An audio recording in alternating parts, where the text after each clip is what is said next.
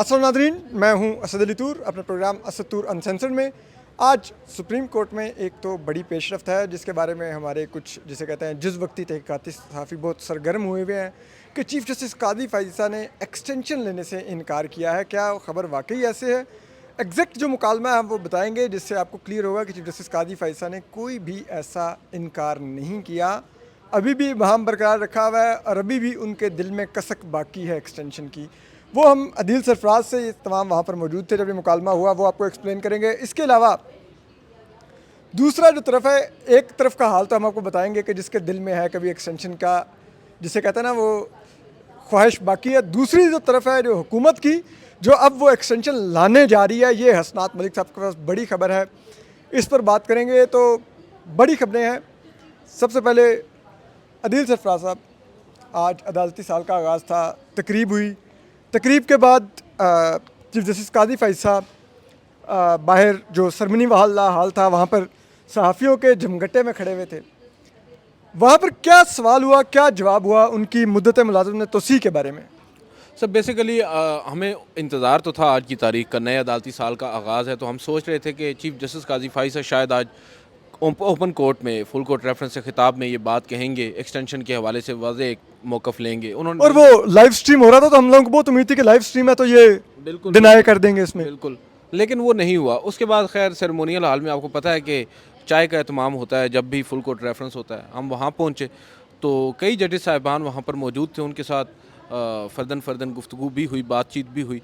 Eventually Qazi Faez साहब के पास हम गए। हमारे कुलीग हैं फैसल पाशा, उन्होंने चीफ़ जस्टिस से ये सवाल किया कि राना सनाउल्लाह साहब एक बयान दे रहे हैं, वो ये कह रहे हैं कि आपने ये कहा था कि अगर तमाम जजेस की उम्र को बढ़ा दिया जाए तो मुझे उस पर एतराज़ नहीं है, अदरवाइज़ मैं टेन्योर पोस्टिंग नहीं लूँगा। तो उस पर उन्होंने कहा कि अव्वल तो राना सनाउल्लाह साहब उस मीटिंग में मौजूद नहीं थे। दूसरा उन्होंने कहा कि उन्होंने ये भी कहा कि मेरे सामने लाएं राना सनाउल्लाह को। हाँ जी, उन्होंने कहा कि जो टेन्योर पोस्टिंग है इसके हवाले से मेरे पास आए थे, वज़ीर कानून आए थे, अटॉर्नी जनरल आए थे और मंसूर अली शाह साहब भी उस मीटिंग में मौजूद थे। इन्होंने कहा कि हम तमाम चीफ़ जस्टिस की, ये बात बड़ी काबिल गौर है कि उन्होंने चीफ़ जस्टिस का जिक्र किया है, उन्होंने जजेस की बात नहीं की। उन्होंने कहा कि ये कहा गया था कि तमाम चीफ़ जस्टिस की जो पोस्टिंग है एज़ चीफ़ जस्टिस उसको टेन्योर पोस्टिंग कर दिया जाए 3 साल। तो मैंने उनसे कहा कि आपने जो करना है करें, मगर मैं इंटरेस्टेड नहीं हूँ 3 साल की टेन्योर पोस्टिंग के लिए। ये मतलब उन्होंने कहा कि चीफ जस्टिस की जो टेन्योर पोस्टिंग है उसके लिए मैं नहीं हूँ, लेकिन इन अदर वर्ड वो ये कहते हैं कि अगर आईनी तरमीम के जरिए जजेस की एज बढ़ाकर मेरी टेन्योर बढ़ जाए तो उसमें मुझे कोई इतराज़ नहीं। ये उस पर वो नहीं आए। यही बात जो मैं सोच रहा हूँ कि अभी तक मुबहम है और इसको मुबहम जानबूझकर गालिबन रखा जा रहा है, क्योंकि बार बार सवाल होता रहा। उन्होंने इस सवाल के जवाब में महज इतना कहा कि मुस्तकबिल के बारे में मैं कुछ नहीं कह सकता, मैं कल को ज़िंदा हूँ या नहीं इसका तो जवाब है नहीं मेरे पास। तो या तो आपके पास 26 अक्टूबर का मेरे पास जवाब नहीं है कि मैं घर जा रहा हूँ या नहीं। अब ज़ाहिरी बात है वो ये समझते हैं कि अगर पार्लिमान कोई कानून बना देती है और उस कानून में ये तय पा जाता है कि तमाम जजेस की जो रिटायरमेंट एज है वो 68 साल होगी, तो वो उसके बारे में कहते हैं कि वो कुछ नहीं कह सकते। तो यहाँ पर तो ये बात बड़ी वाज़ेह है कि चीफ़ जस्टिस काज़ी फ़ायज़ ईसा साहब ने एक चीज़ मैं वाज़ेह कर दूँ कि उन्होंने टेन्योर पोस्टिंग के हवाले से कहा, जो हम भी तवील अरसा से कह रहे हैं कि ये पहले से ही मामला जो है ये एक तरह से खारिज इम्कान जिसको आप कह सकते हैं हो गया है, क्योंकि चीफ़ जस्टिस ने ही उनको ये कहा था बकौल राना सनाउल्लाह साहब के और बकौल वज़ीर कानून के कि अगर आप तमाम जजेस की उम्र को बढ़ा दें, पार्लिमान कोई कानून साजी कर दे तो मुझे उससे कोई एतराज़ नहीं होगा। दूसरी जानिब फिर दीगर भी उनसे कई सवालात हुए। एक सवाल मैंने उनसे 6 जजेस के ख़त के हवाले से भी पूछा था, क्योंकि मेरी नज़र में 2 से 3 मामलात बड़े अहम थे जिनके ऊपर बात आज फुल कोर्ट रेफरेंस में होना चाहिए थी मगर नहीं हुई, क्योंकि गुज़िश्ता 1 साल की अदालती कार्रवाई पर वो बात कर रहे थे। उन्होंने 6 जजेस के ख़त का जिक्र नहीं किया, उन्होंने 13 जनवरी के फैसले का जिक्र नहीं किया, अपनी एक्सटेंशन का जिक्र नहीं किया। मैंने उनसे 6 जजेस के ख़त पर लिए गए आज खुद नोटिस को समाअत के लिए मुकर्रर न करने के हवाले से सवाल किया, तो वो कहने लगे कि देखें वो जस्टिस मुसर्रत इल्हाली साहिबा की अदम दस्तियाबी के बायस मुकदमा समाअत के लिए मुकर्रर नहीं हो सका। तो मैंने कहा सर फ़ौजी अदालतों वाला जो मुकदमा है, जो इंट्रा कोर्ट अपीलें हुकूमत की जानिब से आई हैं, वो भी जो बेंच था उसमें जस्टिस मुसर्रत इल्हाली शामिल थी, मगर उस बेंच को तो रिकॉन्स्टिट्यूट कर दिया गया था उनकी अदम दस्तियाबी के बायस, जिस पर वो थोड़े से ऑफेंड से हुए और उन्होंने मुझसे कहा कि मुझसे क्या पूछ रहे हो, जाकर उन 2 जजेस से पूछो जो उस कमेटी का हिस्सा है। अब सिर्फ कमेटी बनाती है बेंच, मैं नहीं बनाता। मैंने वो जजेस छुट्टी। हाँ, वो जजेस जो हैं वो तो छुट्टियों पे चले गए हैं, मैं यहाँ पर हूँ और मैं तो कह रहा हूँ कि लगाओ केसेस। मैंने तो 14 दिनों के अंदर रिव्यू लगाने का भी कहा मखसूस नशस्तों वाला, उन्होंने नहीं लगाया। और इस तरह की दीगर वो बातें उन्होंने ये भी कहा कि मैं उनका तर्जमान नहीं हूँ।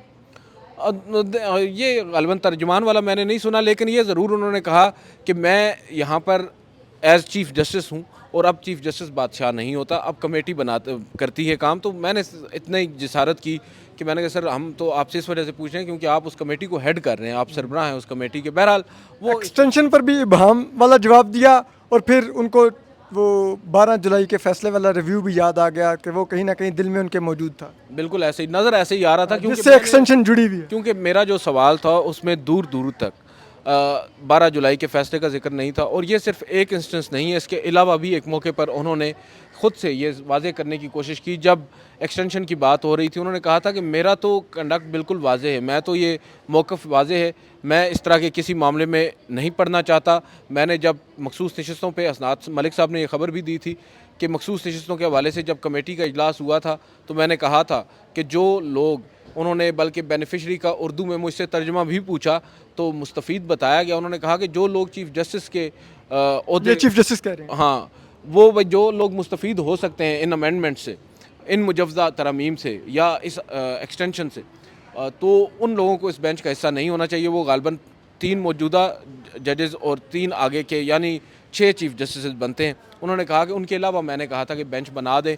वो बाद की बात है, बहुत से लोग ये कहते हैं वो जिस बेंच पर चीफ़ जस्टिस का इसरार था वो इन्हीं के हम ख्याल बेंचेस जजेस पर मुश्तमिल था, शायद इस वजह से चीफ़ जस्टिस की ये राय थी, मगर मैं इसके बारे में अभी कोई राय नहीं दे सकता। ओवरऑल जो चीफ़ जस्टिस बोल रहे थे वो बज़ाहिर यही लग रहा था कि जो सवाल उनसे किए जा रहे हैं उनके जवाब देने की बजाय उनके अपने जो जवाबात पहले से तैयार शुदा हैं मुख्तलिफ़ मामलात के ऊपर, जो वो मामलात वाज़े करना चाहते हैं, जो चीज़ें उनके दिल में हैं, वो ज़रूर कहना चाह रहे थे।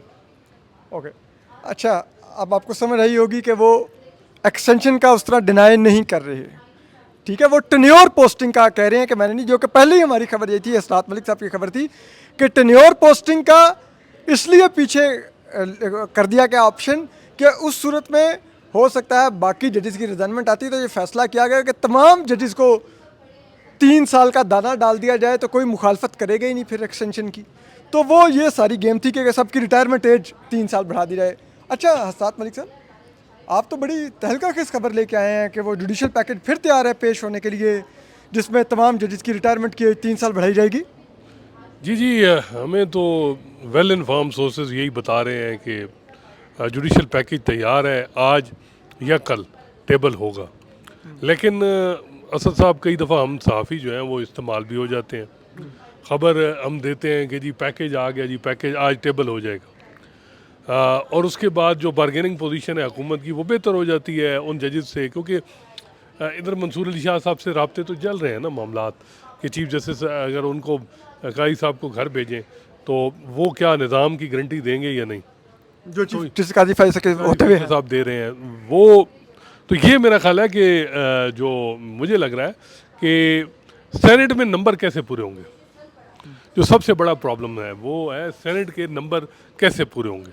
सेनेट में जो है वो 3-4 नंबर कम है। मौलाना फजल रहमान JUIF क्या अपनी साख की तबाही, यानी जो उन्होंने अभी इलेक्शन के बाद उनकी गुस्सा है और जिस तरह मौलाना फजल रहमान गुस्सा निकाल भी रहे हैं, वो इन हालात में कैसे जुडिशल पैकेज और कॉन्स्टिट्यूशन अमेंडमेंट को सपोर्ट करेंगे।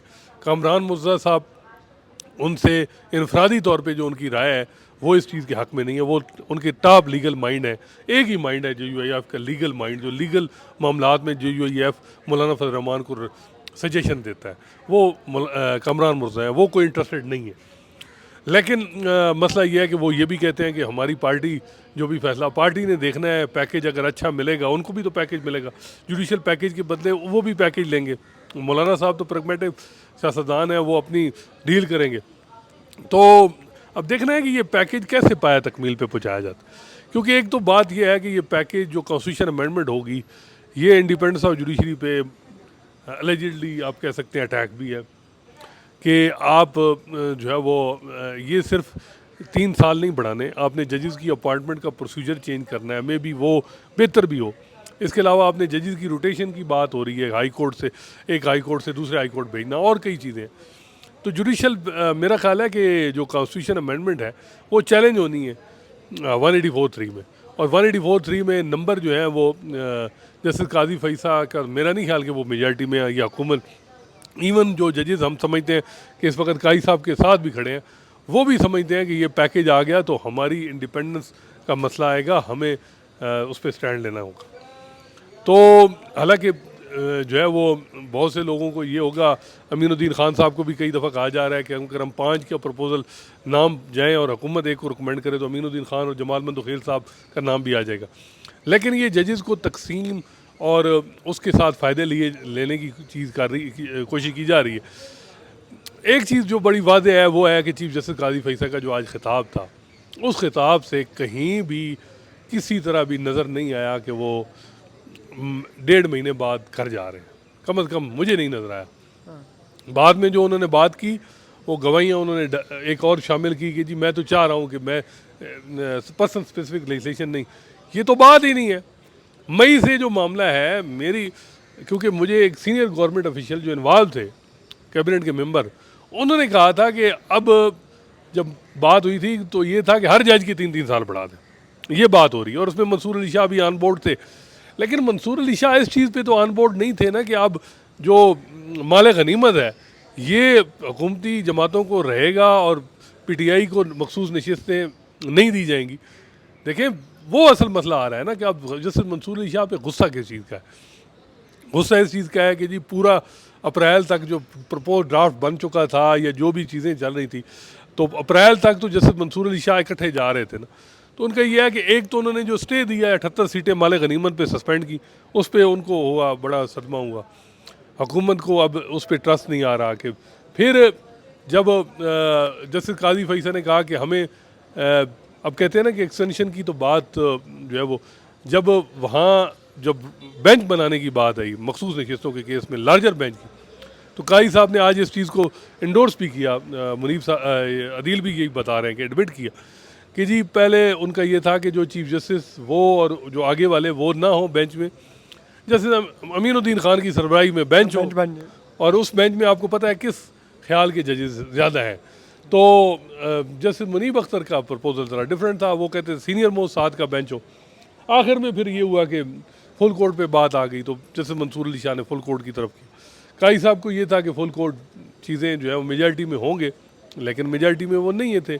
अब वो कई लोग हमारे आपने भी सुना होगा दोस्त यार, वो कहते हैं जी कि काजी साहब कहते हैं कि मैंने कहा कि सारे जज जो हैं अपना ड्राफ्ट लेके आए, और एक जगह ये भी रिपोर्ट हो रहा है कि मंसूर अली शाह साहब भी जो मंदोखेल साहब का नोट था उसकी तरफ जा रहे थे कि जी ठीक है, लेकिन वो यकदम 8 जजेस ने साइन कर दी। मेरा ख्याल है कि ये जो 12 जुलाई का फैसला है, इसमें एक ही है कि हम एक ऐसा पार्लियामेंट जिस पे बहुत ज़्यादा सवालात हैं, फॉर्म 45 PTI का ये है कि जी फॉर्म 45 में हमारे बंदे जीते, फॉर्म 47 में नून वालों को जिता दिया गया पंजाब में। तो ये जो है इस पूरे अगर आप कोई कॉन्स्टिट्यूशन अमेंडमेंट से जज फ़ायदा लेते हैं तो उन्हें पता है कि इसमें अदलिया भी पूरे एक हिस्ट्री में यह होगा कि ये कम्प्लेसेंट थे, तो अदलिया ने अपने आप को पीछे हटाया कि नहीं हम इस तरह जुडिशल पैकेज जज इवन मेरा ख्याल है कि सुप्रीम कोर्ट में हार्डली कोई जज जो है चाहेगा कि सिवाय मैं 2-3 जजेस के अलावा नहीं, मेजॉरिटी जजेस मैं कहूँगा, चले मेजॉरिटी जजेस ये नहीं चाहेंगे कि इस निज़ाम जो डिफेक्टो सिस्टम चल रहा है इससे हम जो है वो कॉन्स्टिट्यूशन अमेंडमेंट से हमें जो हमारे टेनोर बढ़े या कोई इंडिपेंडेंट जुडिशरी के हवाले से रिफॉर्म हो, तो मेरा नहीं ख्याल कि चाहे।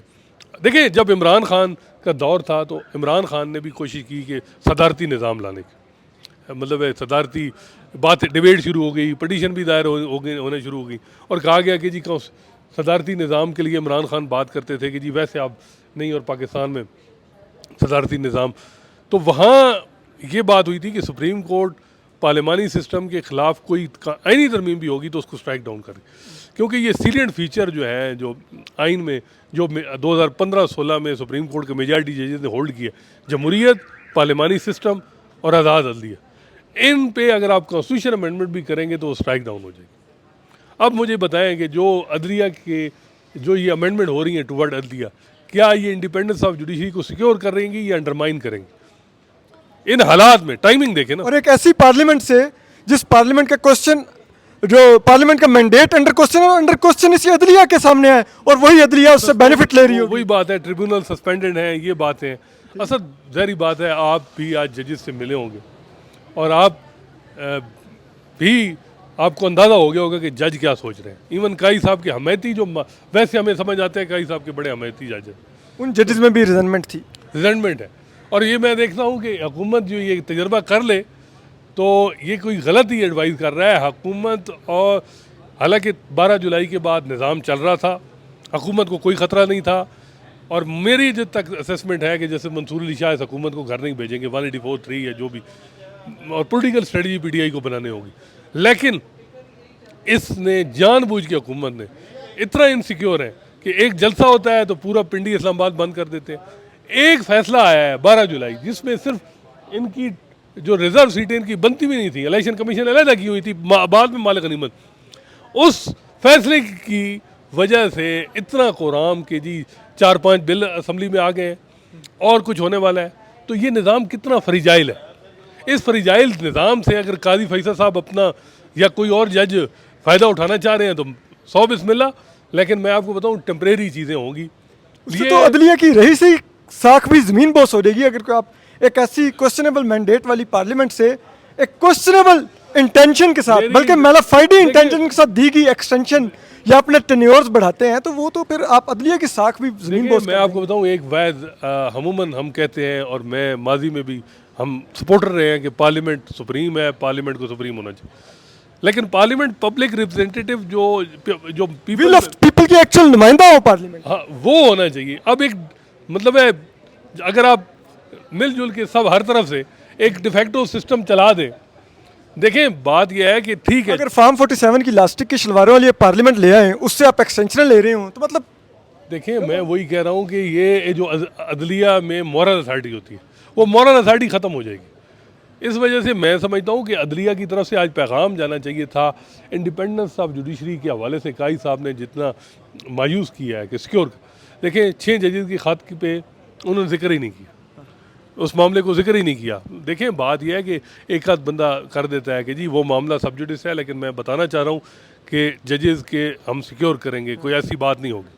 और अब स्पेशली सिर्फ उसके उस खत के आने के बाद मजीद नए वाक़यात आ गए हैं। आज पूरी तकरीर उन्होंने अपनी ज़ात के अलावा उन्होंने क्या किया, अपनी ज़ात मैं से शुरू होती है और मैं तक ख़त्म होती है और अपने माजी से बाहर ही नहीं निकल रहे। मैं से ख़त्म। देखिए आपने तो आप इंस्टीट्यूशन के हेड है ना, आप जो ट्रायल इमरान खान के इलेक्शन से पहले 3 सज़ाएं हुई उसका भी आपको जवाब देना है, क्योंकि आपके हेड ऑफ द इंस्टीट्यूशन है कि जी ड्यू प्रोसेस क्यों नहीं फॉलो हुआ, क्योंकि हाई कोर्ट ने उन तीनों सज़ाओं को सस्पेंड कर दिया। इलेक्शन से पहले जो कुछ होता रहा जनवरी 13 और वो उन चीज़ों का जवाब कौन देगा। देखें बचत आपने की, यहाँ मोनूमेंट बन रहा है, उसका पता ही नहीं कि वो उसका भी वैसे जिक्र कर देते कि जी हम किस बजट से कर रहे हैं, ज़्यादा बेहतर होता। तो मेरा ख्याल है कि जो ये करने जा रहे हैं ये हुकूमत को भी कोई अच्छी एडवाइस नहीं दी जा रही। हुकूमत को मैं समझता हूँ कि ये जो अगर जैसे मंसूर अली शाह आ जाते तो मेरा नहीं ख्याल कि वो इस तरह की इस हुकूमत को घर भेजते। ये पॉलिटिकल स्ट्रेटजी पीटीआई को बनानी पड़ती है, जो भी करना पड़ता। और लेकिन हुकूमत क्योंकि इतना डर है या इतना एक जलसे पे जैसे आपने देखा पिंडी इस्लामाबाद बंद हो जाता है, इसी तरह इस एक फैसले से इतना रिएक्शन 12 जुलाई में मुझे बताएं, अव्वल तो अभी आर्डर भी इम्प्लीमेंट नहीं हुआ। कौन सा मसला हुकूमत का परेशान जिसकी वजह से इतना ज़्यादा जजेस पे चढ़ाई की जा रही कि अदलिया को रिफॉर्म करना है जी, अदलिया को रिफॉर्म करना है। और मैं समझता हूँ कि अदलिया इस वक्त क्योंकि कमज़ोर है और उसकी वजह यह है कि माजी में अदलिया एक यूनिटी कम अज़ कम इंडिपेंडेंस पे रही, वो नहीं है। फिर यह है कि माजी में पार्लियामेंट के ख़िलाफ़ या एग्जीक्यूटिव के ख़िलाफ़ बोलते थे तो उनकी कहीं ना कहीं उनको मुक़्तदरा से सपोर्ट होती थी। अब मुक़्तदरा पार्लियामेंट वो एक तरफ है, लेकिन बात यह है कि आप जब बात करते हैं पार्लियामेंट को मजबूत, क्या आप वाकई पार्लियामेंट को मजबूत अब तो बार्स भी उसी तरफ है जिस तरफ मुक़्तदर है। वही मैं कह रहा हूँ। आप जब बात करते हैं पार्लियामेंट को मजबूत करने की, मुझे ये बताएं ये पार्लियामेंट को मजबूत काजी साहब कर रहे हैं या निज़ाम को मजबूत कर रहे हैं? तो ये देखें ना, मतलब है कि ये चीज़ देखनी होती बहुत है। इंटरेस्टिंग हसनात मलिक साहब ने एक वजह से कहते हैं ना वो डिफ्रेंशिएट किया। उन्होंने कहा कि पार्लियामेंट को मजबूत करना और है और एक हुकूमत को मजबूत करना और है। नहीं, और हुकूमत भी वो जो एक क्वेश्चनेबल मैंडेट वाली। देखिए बात यह है कि हुकूमत को तो किसी तरह 12 जुलाई में कौन से मसले थे जो रुक गए जिसकी वजह से हर रोज़ कहा जा रहा है जी जुडिशल पैकेज जुडिशल पैकेज। इस मसला है कि कौन सा मामला है। और तो मेरा ख्याल है कि ये अप्रीहेंशंस हैं, जिन अप्रीहेंशन की बुनियाद पे ये सारी चीज़ें हो रही हैं। और मैं समझता हूँ कि सुप्रीम कोर्ट के जजेस, एक तो बात असल माननी पड़ेगी कि इस वक्त मीडिया में कोई रेजिस्टेंस नहीं है। इसी तरह और अगर आप देखें सिविल सोसाइटी, वकील, बार खामोश है। जजेस का एक सेक्शन इस वक्त आवाज़ जहाँ भी खड़ा है रेजिस्ट कर रहा है, इस्लामाबाद में, सुप्रीम कोर्ट में कुछ, तो वो किस हद तक करेंगे तो देख रहे हैं। लेकिन मैं ये बता दूं कि जस्टिस काजी फैसा अगर एक्सटेंशन उनको 3 साल देते हैं तो फिर देखना है कि इस हुकूमत के साथ काजी साहब क्या करते हैं। ये भी बड़ी इंटरेस्टिंग सूरत हाल होगी, क्योंकि एब्सोल्यूट पावर जब आती है 3 साल की तो फिर ऐसे नहीं चलता निज़ाम, फिर जो है वो ज़रा डिफरेंटली चलता है मामला। लेकिन एक बात यह है कि इस फ़िलहाल तो हुकूमत को ये है कि जी PTI को कम से कम चीफ जस्टिस काजी फैसा के होते हुए को बहुत बड़ी रिलीफ नहीं मिल सकता, इसी वजह से वो चला रहे हैं चीज़ों को। तो देखें क्या होता है। मेरा नहीं ख्याल कि ये जो जुडिशल पैकेज आ रहा है टाइम बीइंग तो इसका फ़ायदा होगा, लेकिन इसका फ्यूचर में बहुत बड़ा नुकसान नून लीग को होगा, मुक्तदरा को होगा और अदलिया को होगा, तीनों को होगा। लेकिन फ़िलहाल इनको फ़ायदा हो जाएगा, वक्ती तौर पे कुशन मिल जाएगा अगर ये चीज़ होती है। क्या पता, क्योंकि जैसे मैंने बताया कि ये जुडिशल पैकेज, दूसरी तरफ मामलात भी हो रहे हैं, कोशिश की जा रही। तो मामलात मुझे लग रहा है कि मंसूर अली शाह कम से कम वो मामलात तो नहीं करेंगे जो गारंटी अभी दी जा रही है सिस्टम की, वो नहीं देंगे कम से कम इस मामले में। तो ये वो है कि जी वो ली जाए, वो मेरा नहीं ख्याल कि वो हो। अगर उन्होंने दी गारंटी तो उनका अंजाम भी वही जो साकिब निसार और उनके बाद वाले चीफ जस्टिस का हुआ, तो वही फिर निज़ाम वही उनका होगा। अब देखते हैं कि वो क्या करते हैं।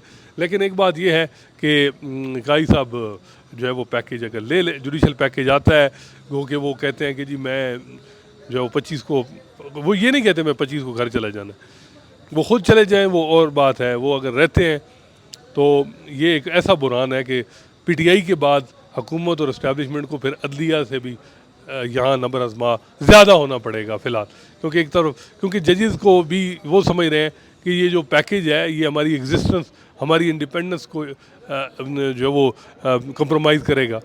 तो देखते हैं कि क्या होता है। बहुत शुक्रिया हसनात मलिक साहब। बात यह है कि चीफ जस्टिस काजी फैसा को अगर एक्सटेंशन मिलती है तो पाकिस्तान में जो अदालती निज़ाम है उसकी रही सही साख भी ख़त्म हो जाएगी। आगे फ़ौज में आर्मी चीफ्स को एक्सटेंशन दे के एक बुरी रवायत कायम की गई, और अब अगर वही रवायत सुप्रीम कोर्ट में भी ले आई जाती है कि अपने मर्ज़ी के चीफ जस्टिस को बरकरार रखा जाए ताकि वो आपके मैंडेट को बचाए रखें, तो फिर इस निज़ाम इंसाफ पर भी क्या किसी का एतमाद रह जाएगा। अपना ख्याल रखिए। अल्लाह हाफिज़।